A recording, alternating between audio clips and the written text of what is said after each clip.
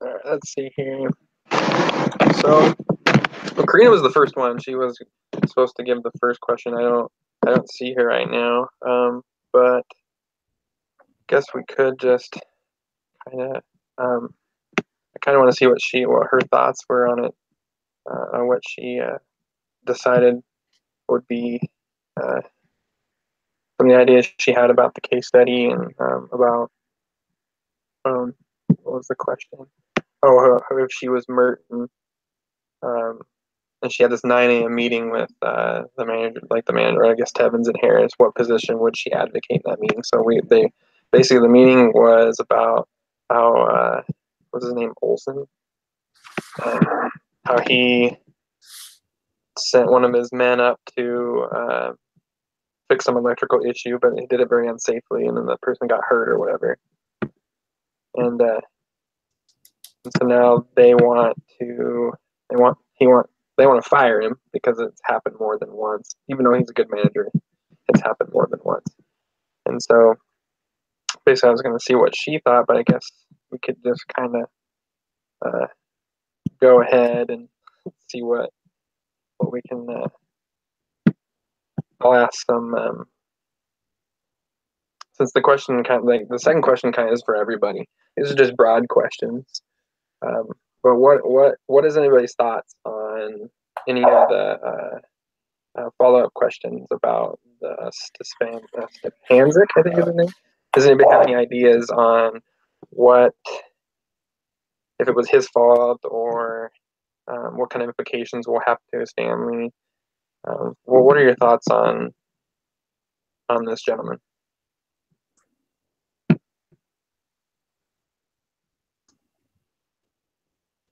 You just want one of us to jump in? Yeah, can anybody just jump in and kind of go see what do you guys think about? I don't know. Did you guys got the questions right? I want to make sure you got those.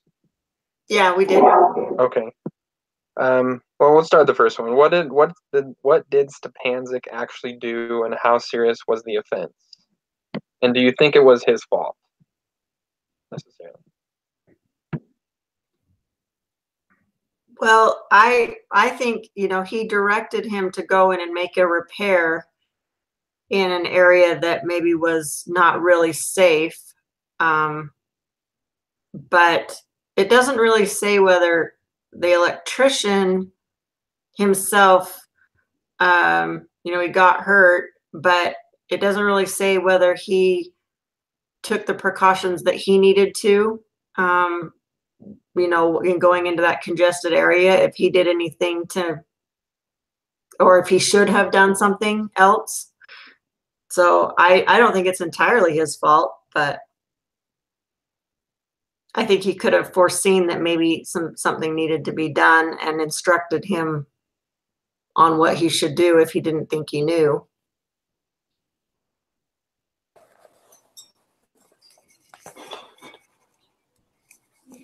Hey, Karina. Hello. Sorry, I'm a little bit late. Oh, that's okay. That's okay. We kind of just started a little bit. We just did some follow-up questions. Just waiting for you to chime in, but basically, how about you discuss the question I gave? Like the first question is for you. Like, what position would you advocate in that meeting towards? Okay. Yeah, go ahead. I think out of the gate, I'll just look at my notes. I had a position of, I don't think I would be encouraging to fire anyone in particular so quickly. We had the team investigations looking at it. They did find 4 causes, but the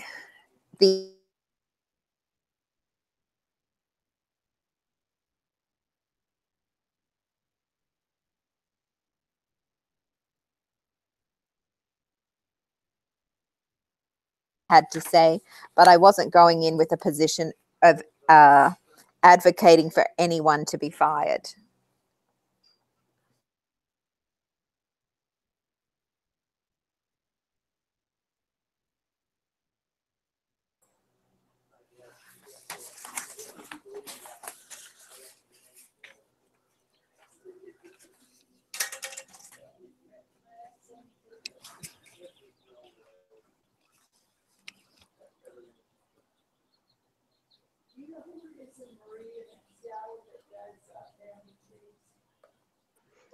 Are you okay, Kareem?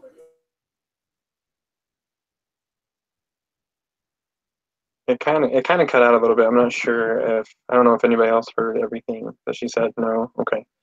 Um, it looks like she's she's frozen or something. Okay. When you come back, Karina, hopefully we'll be able to see what some other things you kind of came up with.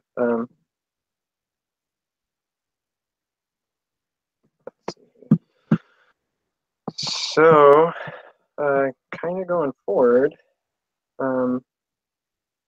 does anybody have any other like ideas? Like, what kind of message would firing Stepanzik send to, let's say, the workers or even the families and supervisors of this management, like the whole team and the whole company? What kind of message would firing send to the whole company?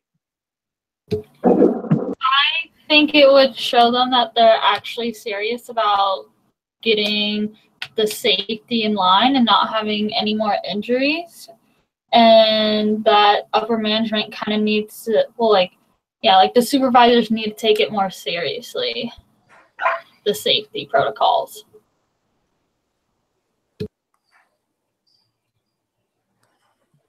Yeah, I agree. I appreciate sharing that, Melissa. I think it's important that I think it would generally send a message to everybody like, well, we need to watch out. We need to make sure we're keeping the safety rules, because if we don't, then we might be next on the chopping block. Hey, Karina, did you want to add to what you said? You kind of cut out a lot, and a lot of us lost the message that you were trying to share. I was wondering if you could explain a little bit more, by chance. Yeah, so basically I was going into my position for the meeting would be to go in to listen, and I wasn't going to go in and advocate for anyone for being fired at this particular point, given that most of the actions were a combination of unsafe conditions and unsafe behavior, and given some of the changes they were implementing with marking the pathways, I don't think the supervisor can be held responsible for the fact that some of those pathways were unmarked. And the forklift driver, his load was obviously too big if he couldn't see around it. So my position was to go in and listen and not really advocate at this point until there was a clear link that it should be the supervisor. At this point, I didn't think there was a clear link. Great, thanks, Karina. I appreciate sharing that. Yeah, I mean, going into the listen would probably be the most important factor to do first, not just going in and start throwing like pink slips everywhere saying, "Hey, you're fired, you're fired, you're fired." Mm-hmm. You know, I mean, we did talk. Melissa mentioned, she's like, if he was to fire them, then that might send a direct message to the rest of the corporation, like, listen, you made a mistake. This is a problem. It needs to stop, and then we're letting you go on that stipulation. And then what the other team, probably the rest of the organization, will be like, well, we're going to make sure we fix the safety issues and stuff here. Yeah. But I think for your point, it's good to go in to listen first, and then hopefully you can come up with a better decision. Well, I think there was, for me, one of the main reasons was to hold tight on a position of firing a particular supervisor was the fact that they'd lost a life. They really need to make sure that they're 100%. If they fire a manager, if they fire a supervisor straight away, and then that family brings an unfair dismissal charge, or if there's any lawful action from the person who's died's family, it could have legal ramifications. Yeah, you're right. That's a good point to make on that. I appreciate you sharing that. Thanks, Karina. Thanks, Melissa and Ruos and Misty for sharing your comments on those things. Let's go on to step 2. Now, I kind of set it up. I did send over some Google Docs. You didn't have to use them. I just thought maybe you guys could I guess, I don't know.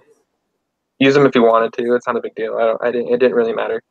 But I was wondering, I kind of had to set it up this way. I had to have like mini groups within our team, and just to kind of discuss and to be prepared to understand, like for the findings and different kinds of safety and the productivity at Mission Valley. So I started with Karina and Richard. So with kind of like question one, it's more like bullet points and stuff. So you were to compare exhibits 3 and 7, and to answer the question, when safety improves, does productivity decrease? And then find the data. So what things did you find comparing both exhibits and both exhibits 3 and 7 to how when safety improves, does productivity decrease? Do you want to start, Richard? I can if you want. Sure. My finding was that when you had higher injury rates, the productivity went down. And so you had an increase in the amount of time it took to produce a ton of, I believe it was aluminum. And the same thing, I've noticed that at work where I'm at in production, all it takes is one person off the line. And next thing you know, you have to take a floater, move him from where he was already at, filling in, put him in that line, and it's this big juggle game. So if safety's ever ignored, then production from one line suffers while another line is kept okay, and they have to kind of juggle the numbers to make sure that whichever line needs the production the most is being covered while the other line is suffering. So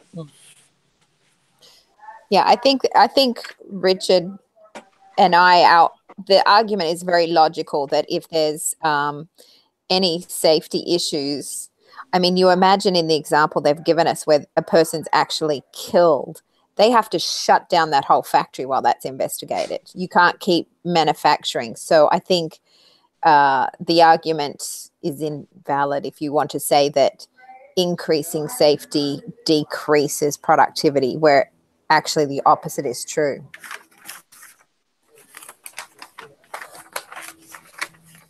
Did you want us to expound on that any more, Chad? Looking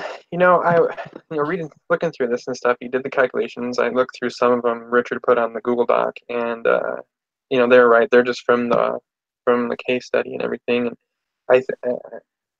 I agree with you guys. I think over time, the more safe you are, the slower you have to be, and things have to kind of. I think over time, productivity can get better with safety. But no, I think of what you explained between safety and productivity makes clear sense. And I think we understand it fully that way. Thank you for sharing that. I don't know if anybody else has anything else. I wasn't going to ask that, but I just wanted to see, does anybody else have any other ideas, questions, concerns, comments, or anything to what Karina and Richard shared with us? No? Okay, we'll go forward then. It's good to have you here, Leslie. Sorry you're late and everything. I hope your kiddos are okay. Okay, all right. We're just kind of discussing right now. We're actually in part 2 of the questions. We're going over the mini groups that I set up for the data and everything, and we just got done talking about firing Stepanczyk for what he did and whatnot. But we'll just keep going for it if that's okay. And then if we have any questions at the end, we can kind of discuss those things. So for Misty and Brianna, I gave you group 2, and you were to look at exhibit 5 and figure out which injury numbers are improving, going down, and which are going up. You guys have any? Can you explain your findings to us? What you found on those a particular subject? You want me to go first, Brianna? Sure. Okay. So the first thing that I noticed when I first glanced at the exhibit, I was like, well, they're all going down. But if you look at them a little closer, where you have the 1991 numbers is just a partial year. And if you start looking at that, then you see that a lot of the stuff is going, a lot of the injury rates are actually kind of staying the same and some even going up. But it said, I noticed that the injuries that seem to be improving the most are the ones where management has come in and changed the conditions themselves. Like making sure the guards are better or there's warning systems, things like that. And the types of injuries that are staying consistent or actually maybe increasing are the ones based on behavior. So someone's, going and failing to, do something, a procedure that they're supposed to do before they start a project, like the lockout, tagout, or failing to secure something, things like that. So that's kind of what I found, was that they still need to work on maybe the people's attitude or behavior to help their safety numbers come down.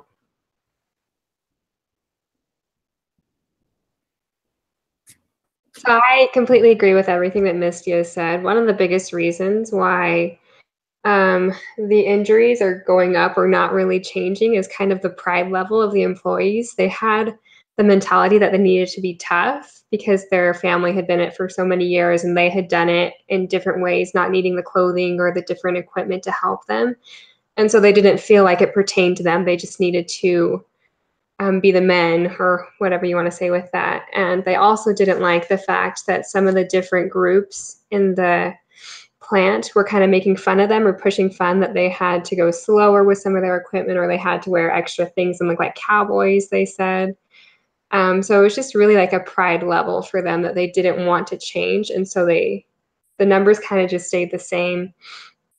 But as well, kind of like Misty was saying, that the managers really implemented really well, doing like survey checks with different employees, like going in and doing like those little fill out sheets where they could rate other employees and how safe they were being. I feel like that was really beneficial in keeping the numbers way down and seeing like who needs to improve where and why, even though the person who started that whole fill out sheet, she knew that people were on their best behavior, but it helped them recognize what they needed to do better. So that's what I found as well.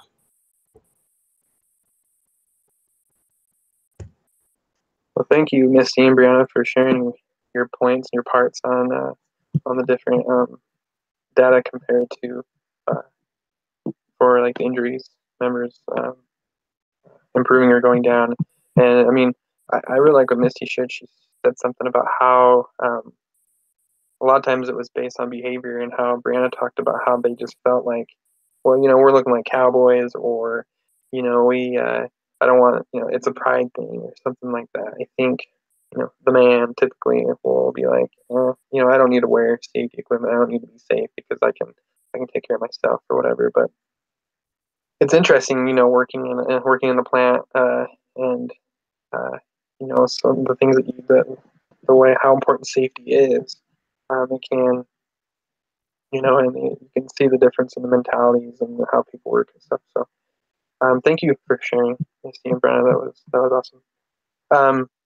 Going forward with Leslie and Melissa, you were to look at Exhibit 6 and go through the list of sample injuries and look for common themes and causes. What were your findings and what you can teach and show us what you found? Do you want to do it, Leslie, or do you want me to?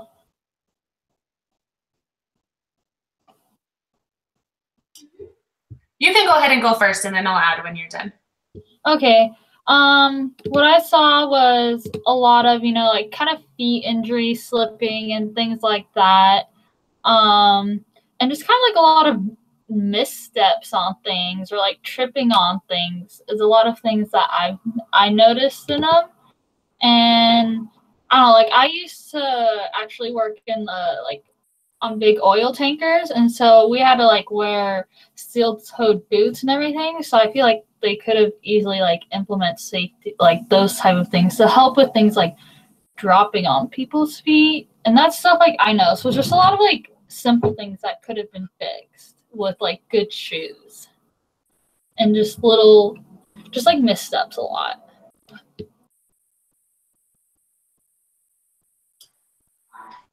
Okay, I pretty much found the same things and agree with Melissa 100%.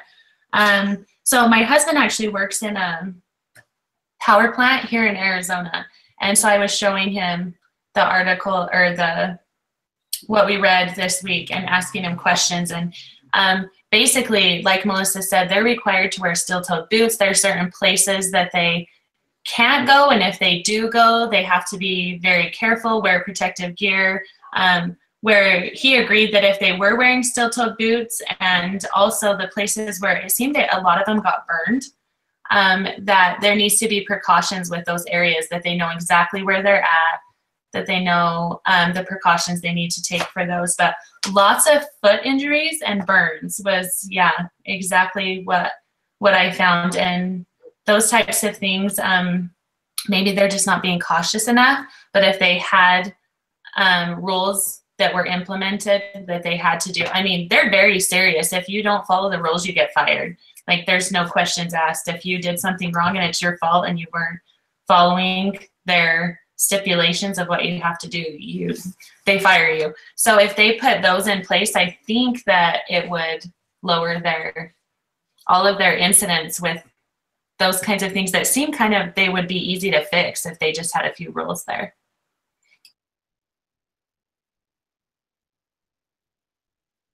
Great, thanks for sharing. No, I agree. I think it's important that we that the main, with these main themes or the causes to their injuries were the same things over and over. They should have found ways to improve it for them. On a discussion, I worked in a plant once where we made washers and dryers, and I mean they had really good safety PPE and everything, and we had to keep the rules. And if things didn't go right, they would let you go. It's kind of how it went. And I thought it was interesting because I mean you had all this PPE, but sometimes they didn't really talk much about safety. My father-in-law actually used to work there a long time ago, and he was a safety inspector. And he always implemented these different rules and laws that were governed by OSHA. And the company actually let him go because he was too safe. So, which ended up downfall for the company. They ended up selling the whole company to Mexico, and then my whole town went under. So it's kind of sad, but it happens. So thank you for sharing, Melissa and Leslie. I really appreciate you guys' comments. Going forward to step 3 for follow-up findings, I kind of individually put these questions out, and it kind of goes the same thing we've been talking about, safety, and why if it improves over the long run, productivity also improves. So going with this, as safety improves over the long run, productivity also improves. Leslie, are you surprised? Why or why not? No, I don't think that's really surprising, because as your caution and safety improves, you're going to be continuing to be able to move forward. You don't have to stop because someone gets hurt. Someone's not taking time off of work because they're hurt. So I think that no, it's not surprising at all. I mean, I think they think, well, if I don't have to do all these precautions, so that, like the startup and where they have to shut everything down. But if you do it right, it will end up improving your productivity, I think, and there won't be lapses in productivity if you will actually do them.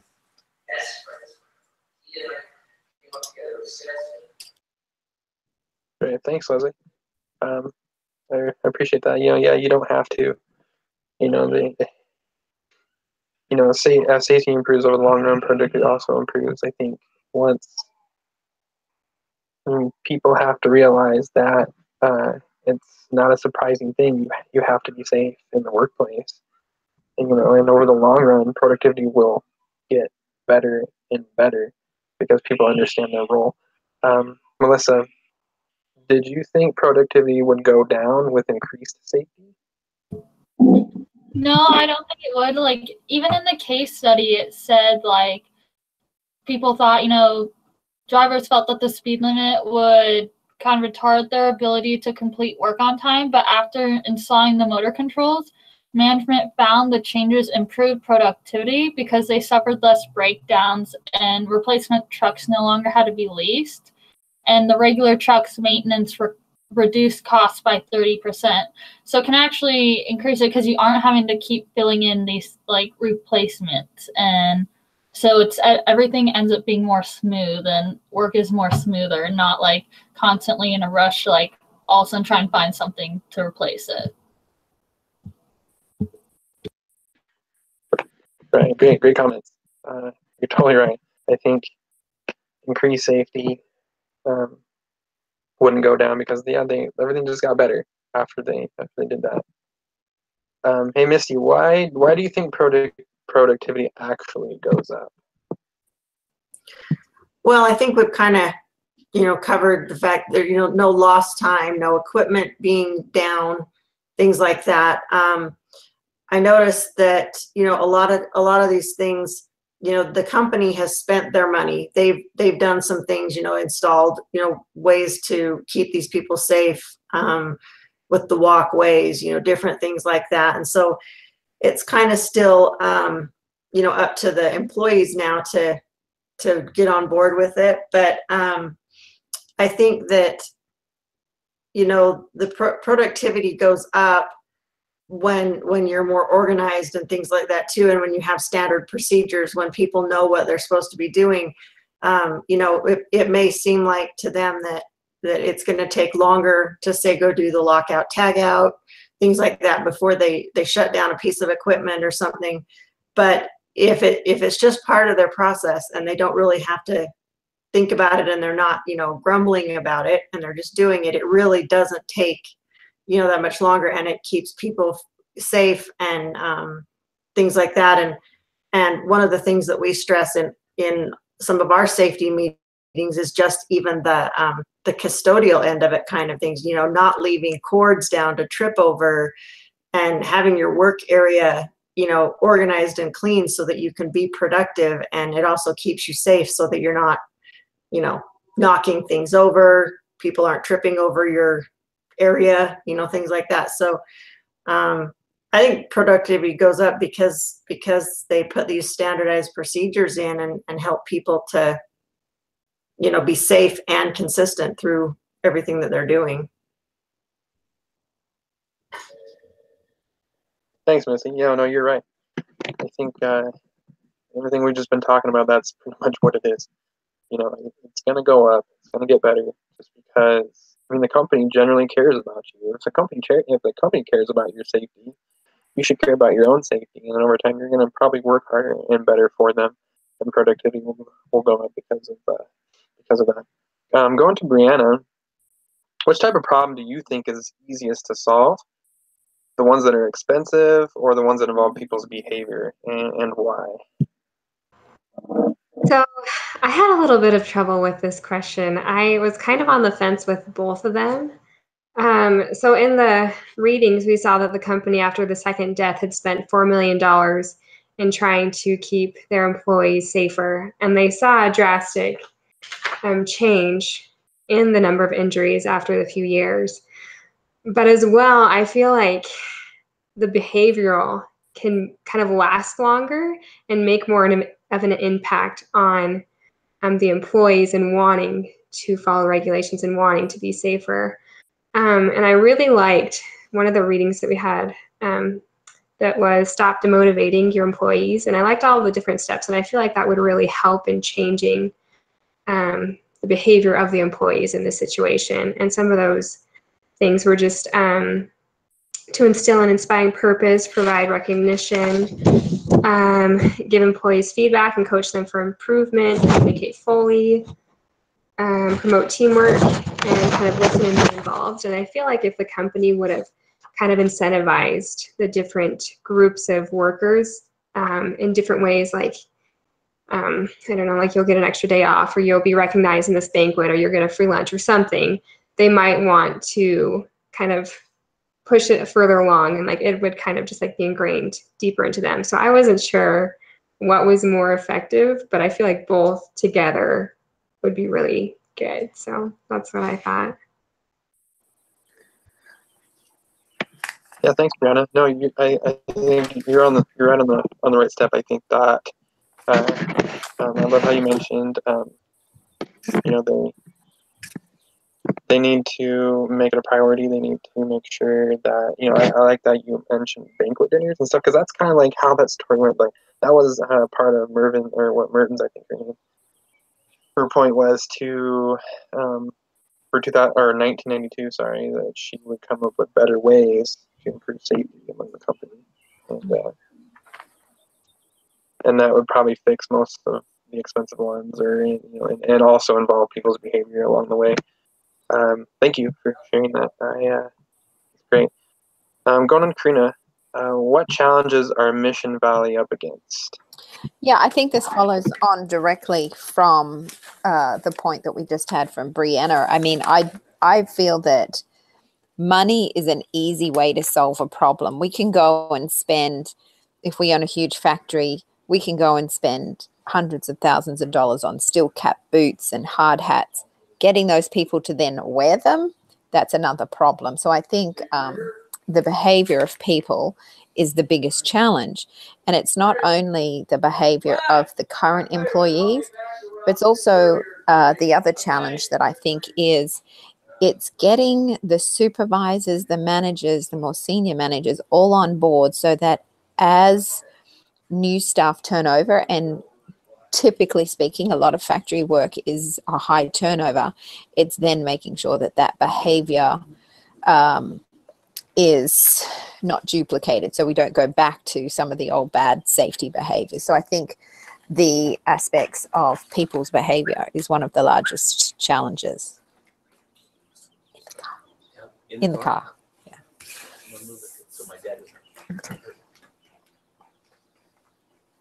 Sorry, I'm trying to multitask here.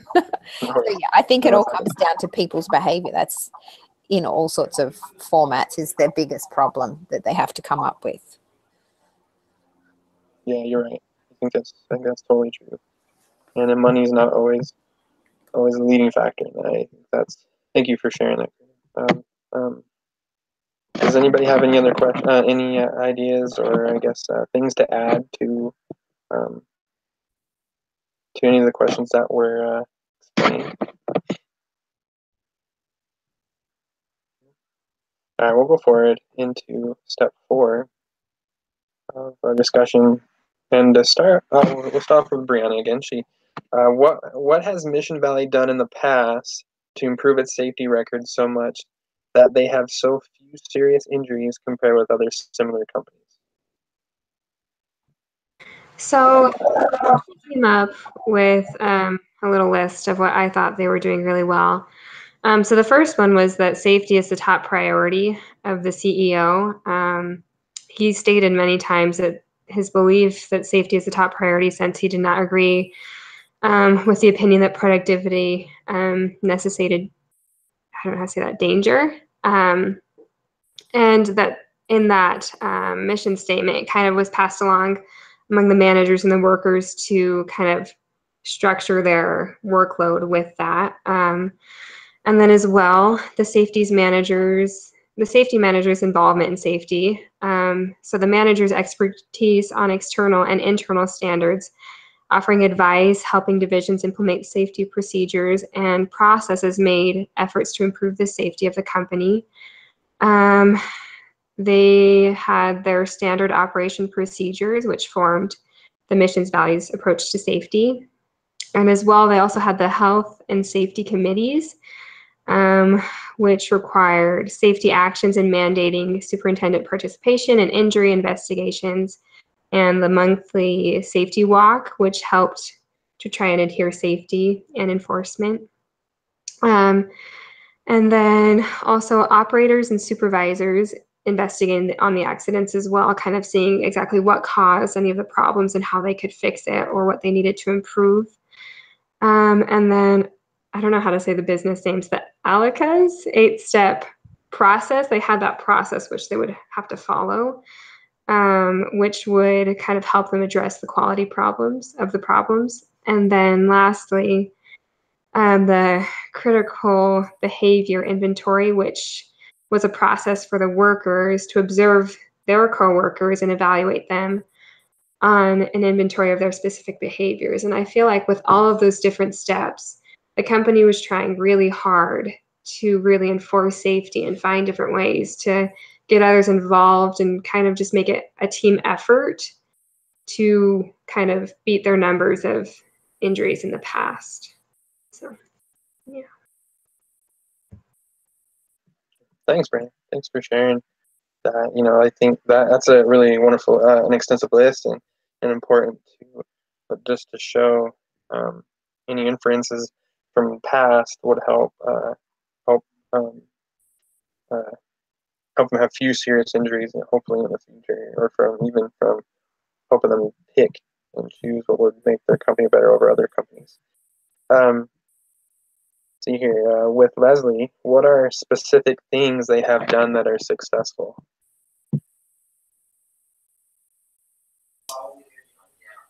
Okay, like Brianna said, that they implemented the coworker observation, and they really intensified their focus on safe practice. And some of the specific things that they did, I don't know if this is what you wanted, but I kind of went through and looked at the stuff they did. They did self-closing gates. It talked about them getting binoculars to read the tank gauges instead of having people climb up and down every time. They banned finger rings, the lockout and tagout procedure, which we talked about, the 4-mile-an-hour speed limit on forklift trucks. And then they also did separate pedestrian and vehicle paths, and so that pedestrians aren't walking in the same paths as the vehicles are, so that they don't have to worry about that. They started using overhead cranes to move things instead of using the forklifts, and so that, because it's moving up instead of them moving around in the area where people are walking. It talked about them painting the trucks orange every 6 months, I think it said, so that people can see them, and each forklift had a strobe light on top of it, so it could be easily seen. And then also one that I was visiting with my husband about too, that's huge out where he works, is it's noisy, and so a lot of them are earplugs, and they separated those zones of where people are wearing earplugs so that you know that they're not going to hear you. And so those specific areas where I think they call them red zone areas, which I think helps a lot. I'm not sure if that's what you wanted, but those are. No, that's fine. Thank you. No, those are great. I think those are wonderful. But that's true. Those things help them to be successful, help their productivity go up, but also help their safety go up and be better. No, I appreciate it. Thank you for sharing that, Leslie.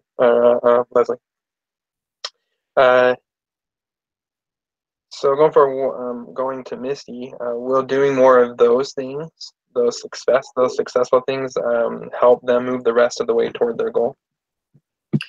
Well, I think it's obvious that, you know, anything that they can do will help them move toward their goal.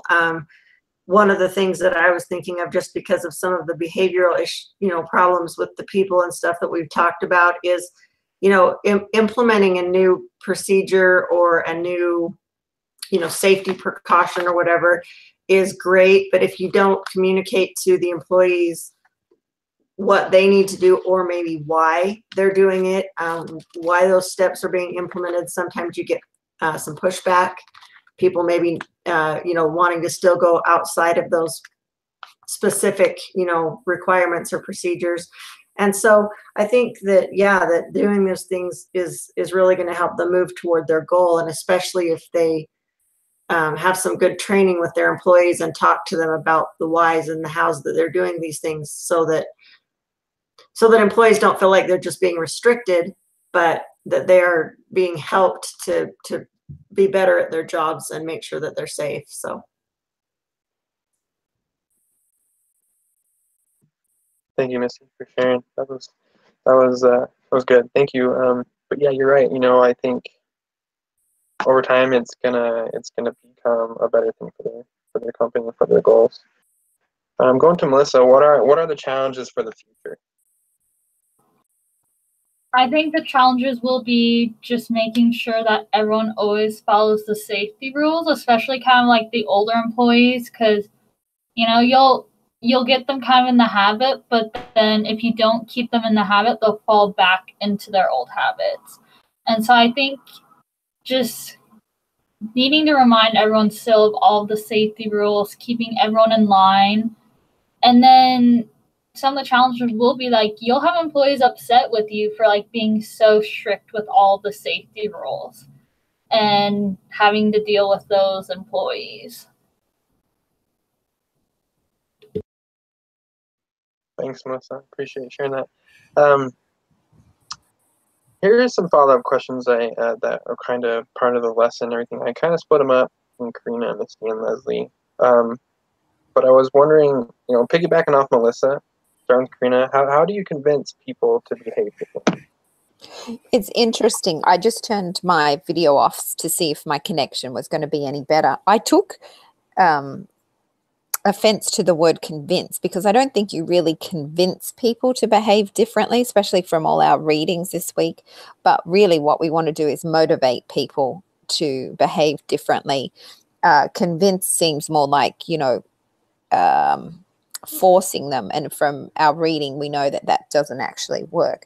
So I think it's more about motivating the workers. And in one of our readings, we had a list of 7 great ways that Brianna, I won't rehash them because Brianna went through the different ways that we can motivate them. And I think that follows straight on to the next question for Misty. But it doesn't matter whether you're trying to motivate them to be safe, whether you're trying to motivate them to increase productivity. The actual factors for motivation themselves are the same. I don't know if you'd agree, Misty, or not. Oh, yeah, I do agree. Yeah. So with that, Misty, what would motivate workers to want to be safer? Well, we watched that video on motivation, and we talked about what motivates people to do different things. And I think in a lot of industries, motivation will be different for whatever it is they're doing. But in this particular thing, I think that you've got a lot of people that have been there for a long time. They're ingrained in the way they do things. So you need to find a way to, I'm not really make it fun, but maybe give them an incentive or a some sort of reward, for certain benchmarks that they reach on safety and things like that. I know that we have some billboards and stuff in our town and things like that, like electronic billboards. And I noticed the other day when I drove by one that a company was advertising that they had had 1 million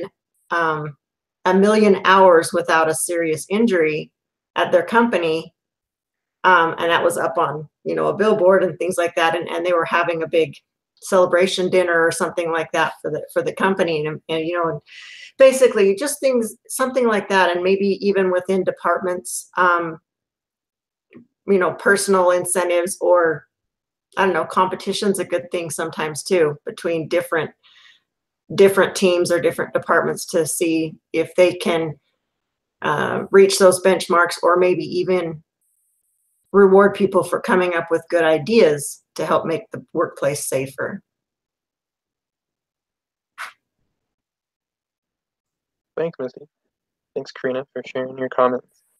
I think everything that all of you've discussed today about all the different things between motivation and safety, I've almost exhausted everything on that line. I think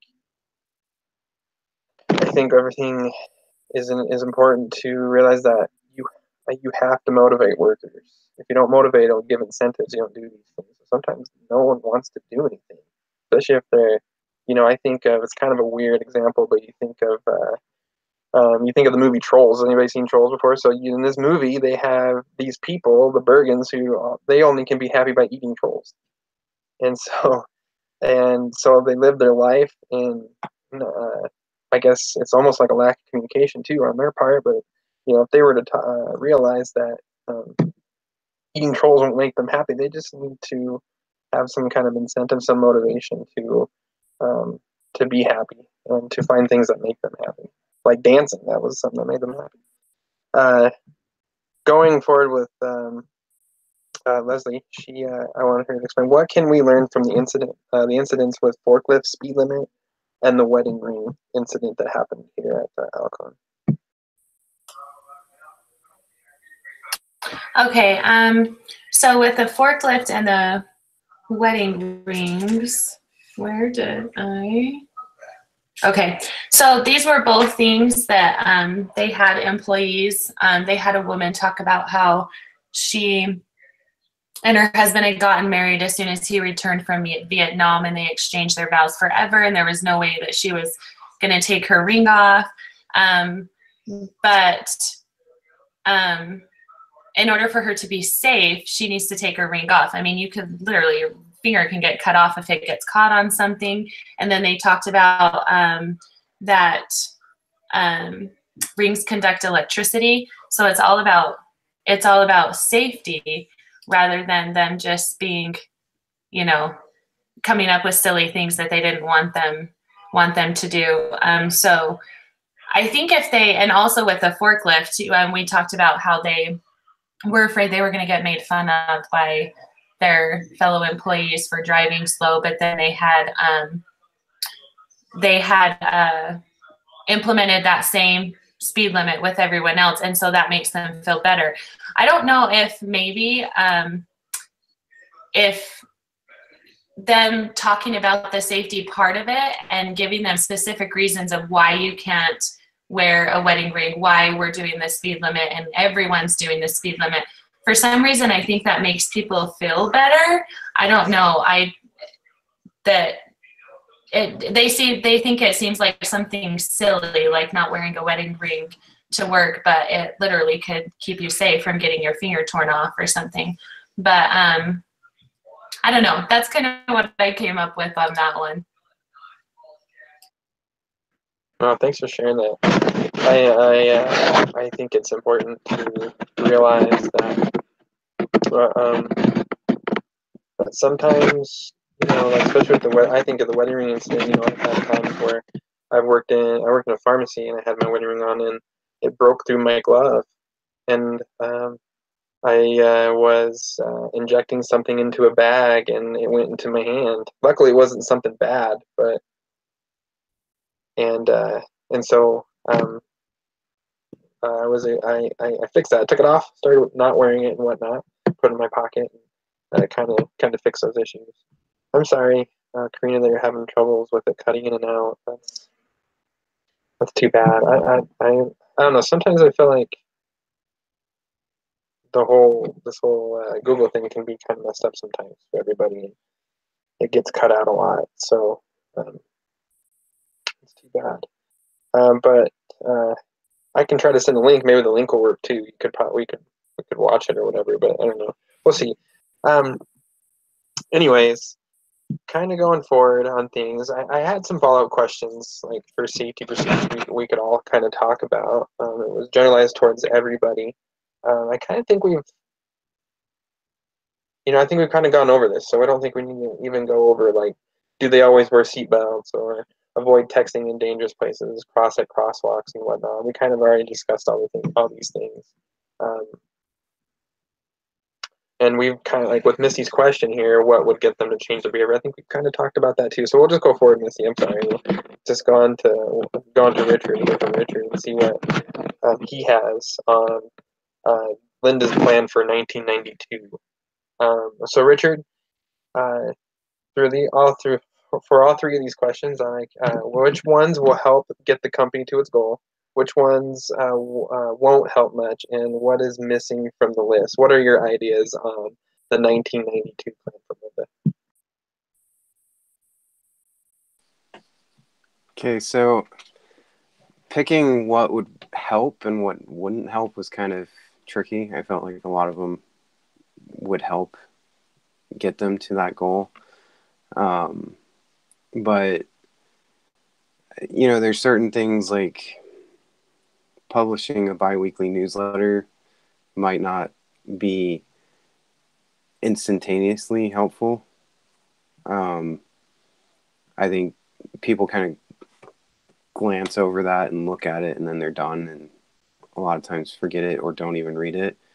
So a lot of times, you know, that's not a huge help.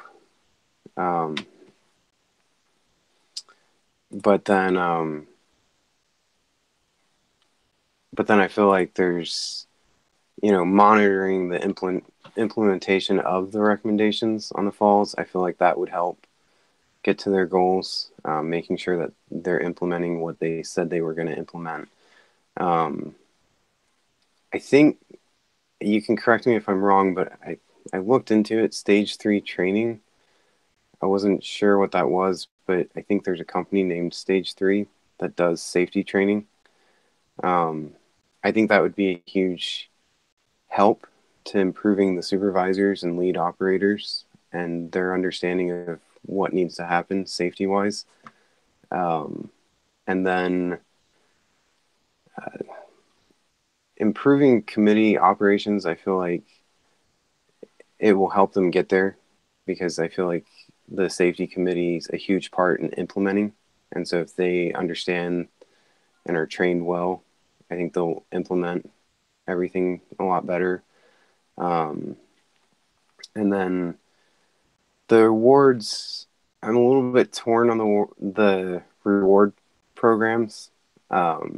My issue with reward programs is where I work, if we go so long before having an incident, or so long without an incident, we get like a $50 gift card for everyone in the plant. Gets a $50 gift card, which is huge when you talk about like over 200 employees. And but at the same time, you see people that get cuts on their fingers and they kind of say, well, it's not a big cut, or they get an even worse cut and they're like, well, I don't want to report it.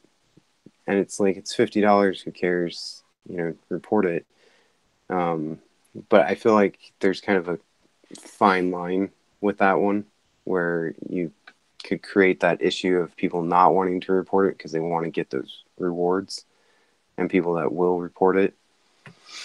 And then meeting with superintendents on a monthly basis to review safety performance. I feel like that would be helpful, because they can, if they're communicating quickly to their employees, like the reading talked about, and motivating, then they're going to get that information out quicker. And then for what was missing, I think she wanted to be more aggressive. And I think that was kind of, you know, consequences for people that aren't being safe maybe is missing. You know, standard procedures, like implementing standard procedures, like Misty was saying. And then, I mean, I feel like it's pretty straightforward and common sense when it comes to safety. But I think just because where I work, you know, I worked on the lasers cutting sheet metal for for a few months, and all it took was hitting your finger just right without a glove on, or even with a glove on a sharp edge, and you would cut yourself. And there were guys not wearing gloves because they couldn't work as fast without gloves. And so I think one big thing would be standard procedures, where now they're implementing, you have to wear the gloves. If you don't, you get written up. And that would be your consequence to the employees for not wearing those gloves, because every time someone's cut, that's technically an incident. So those are kind of my thoughts. I had a hard time thinking of anything else to add to the list. No, that's fine, Richard. Thank you for sharing. Does anybody else have any comments on that one? On any kind of other goals that they don't, like that might be missing from their list, that might help help with Linda's plan for 1992? No, I think that was a good list, Richard. Thank you for sharing that. I think it's you're right. There's a lot of people, I think, in companies that, you said you worked with sheet metal before, and you get, just getting cut once, that's an incident, and I think I've worked for some companies where people have gotten hurt before, and they, the person's like, no, be quiet, don't tell anybody, even though you saw it, and you're like, well, that's kind of like an ethical issue, you're like, where do you go on this? Can you help this person? But they don't want to, especially with Doohickey Company, where the person like wrapped her hand and just went back to work. That's definitely a problem. That I think them Linda being able to come up with a better plan for 1992, and her plan, I think, as well. And I really appreciate you sharing more insight on other things that could be missing from the list. Karina had to leave. Her connection was going bad. But if for the last question, just really quickly, are there ways to like involve the community and families that would help change the culture and attitudes about safety in Mission Valley? Do you have any ideas or any suggestions on if maybe the community or families or someone else could help improve culture within the company?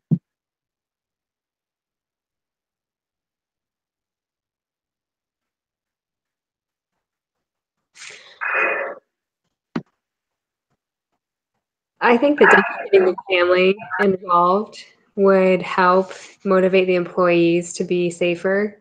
I don't know, maybe if they did a banquet one night where all the families came together and kind of explained like the safety and why they did what, and kind of like had their employees kind of testify why they want to be safe with their family members there. I feel like it helped them be a little bit more accountable while they're working, and just give them that little extra motivation to kind of put it into perspective. Like if anything happened to me, my family would be hurt by that. I don't know if anybody else agrees with that, but I feel like that would really kind of motivate the employees to kind of think before they took off their gloves or did whatever they were doing. That's kind of what I was going to say was, having a family banquet or dinner or something, or maybe even those, when you have your like corporate retreats, something like a day where, it's the family or the community is involved as well. And you can just kind of get the training, but make it fun and have everybody see what you're really trying to accomplish, and that you just really care about the safety of all the employees and their families, especially since it makes up a large portion of the community.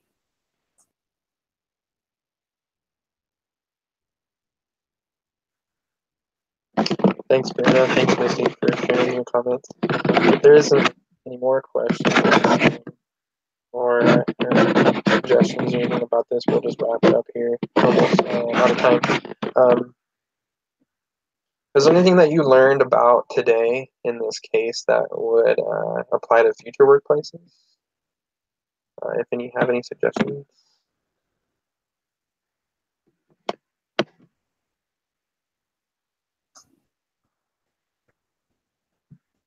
I don't.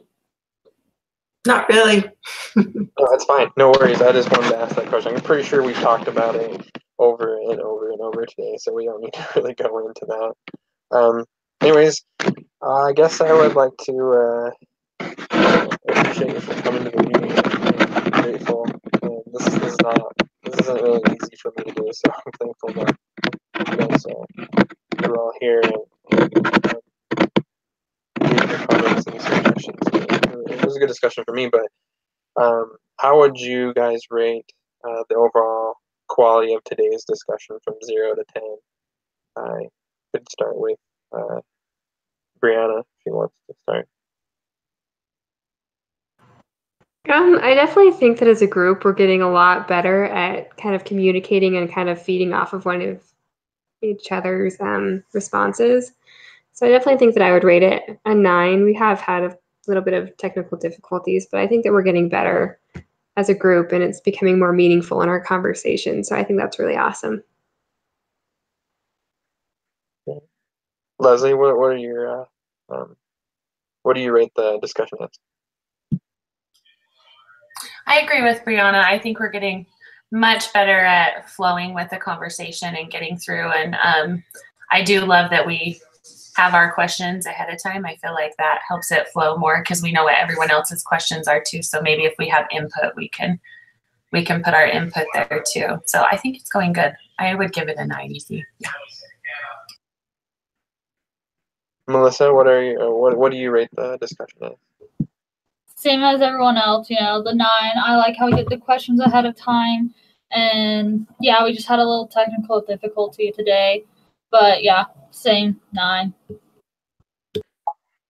Misty? Can I just say ditto? I think that's fine. Totally fine. I totally fine. Richard, what do you think? What was your rating? I'm going to agree with Misty. I would say ditto. I agree with everything. All right, cool. What about me as a discussion leader? What did you like? What can I do better next time?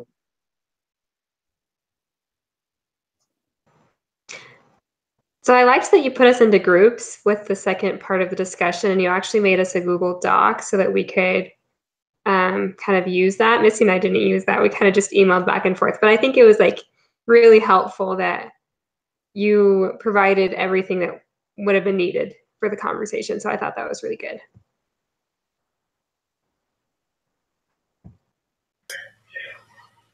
I agree with Bree. I think you did an amazing job putting the discussion together. That made it really easy and really able to be prepared. And I also think you put great input throughout the discussion too. So I think you did great. Ditto to what Brianna and Leslie said.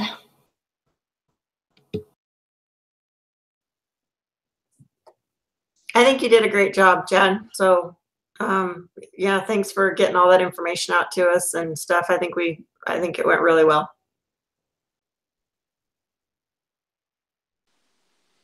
Yeah, I would agree with everyone else. I think it went really well. I think you did a good job getting input on every question and everything. I think it went really well. Well, I appreciate you. Thanks for being there. You guys are awesome. I think you do, every one of you do individual wonderful work on everything. This is probably the best group I have here at BYU Idaho. So I'm grateful for you guys and your efforts and your work every day.